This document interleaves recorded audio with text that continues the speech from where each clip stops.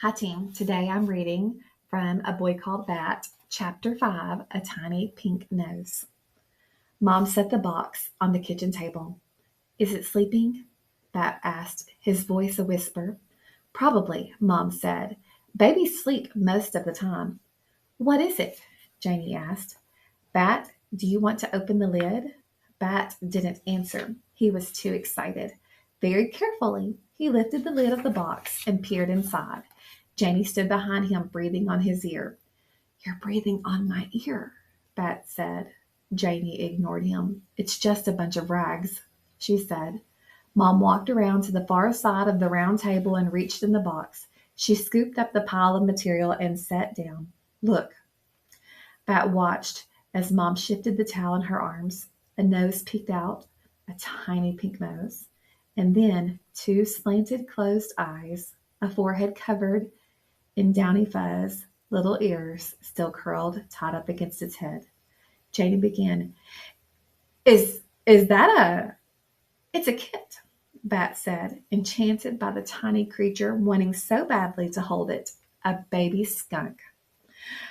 Oh, Mom, Janie said, I can't believe you brought home a skunk. I had to, Mom said, rubbing the skunk's little forehead with her thumb. He's an orphan.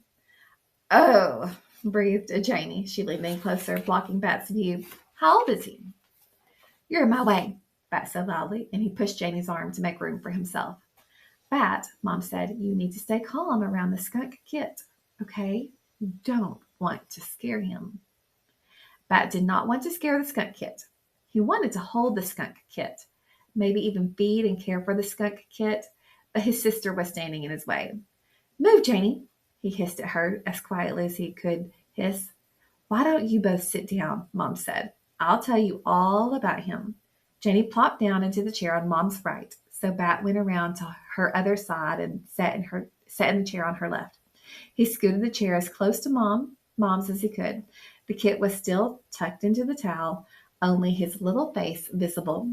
Eyes closed, he opened his mouth in a yawn, his tiny pink tongue arching out. Mom said, Bat, do you remember when we smelled that skunk on the way to the school this morning? Bat did remember. They had smelled it just after they pulled off their street, Plum Lane, and onto Anderson Road. He had smelled it, and Mom had smelled it too. Bat had craned his neck, looking out each window carefully. He'd seen lots of people on bicycles. They lived near a college, and the students mostly rode bikes to class. And he'd seen other cars and some people on foot. It was the beginning of spring, but it was still cold, so he had seen lots of hats and scarves. He had seen an American flag on a flagpole in front of the post office. He'd seen a red bus. He'd seen a sign that read, Welcome to Quincy, bike-friendly town. But he had not seen a skunk. Bat nodded. I remember, he said. Well, unfortunately, the skunk we smelled but didn't see was the mama skunk. A car hit her, and a couple of college students brought her to my office in the basket of a bike. She was there waiting for me after I dropped you off at school, injured and very pregnant. Is she okay? Janie asked. I wish I could say she is, Mom answered. I wasn't able to save the mother or the other baby kits. Only this one lived. I was able to check the mother for diseases, though, and luckily she wasn't sick, which is a good sign that the kit isn't sick either. That's awesome, Bat said. Bat, said Janie, loud and sharp. The kit twitched and shifted, scared by Janie's voice. How can you say it's awesome? The mom died. The other babies died. Bat didn't mean that it was awesome that the other skunks had died. Of course, that wasn't awesome. He'd meant that it was awesome that this kit had lived. But it wasn't worth it to try to explain to Janie what he'd meant. She usually misunderstood Bat. Most everyone did. Can I? Bat reached out for the kit, wanting so badly to hold him that his fingers twitched. We can't keep him, Mom warned.